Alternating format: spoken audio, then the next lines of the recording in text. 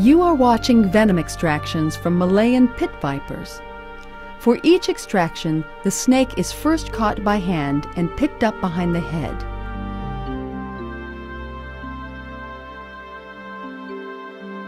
While it is dangerous to touch a venomous snake in any way, this is the only way to extract venom. The snake is held gently but firmly and then allowed to bite onto a sterile membrane of parafilm. This layer serves two purposes. It gives the snake something to bite, and it helps to prevent contaminants from the snake's mouth from getting into the venom. As the snake bites, venom flows from the glands in the head through the ducts to the fangs, and then out through the fangs. The head is gently massaged to encourage the snake to give more venom. Venom yield is completely controlled by the snake, as the glands are compressed voluntarily.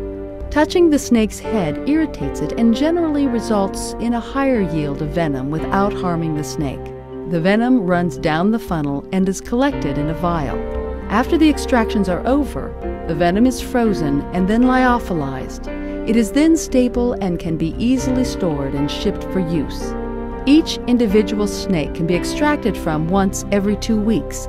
This time is not used to replace the venom, as it is replenished very quickly, but to allow the snake to eat and digest a meal, as well as reduce stress. Snakes can produce venom over their entire lifespan, which can be 30 years or more. After the snake has given its venom, it is returned to its cage to wait for the next time.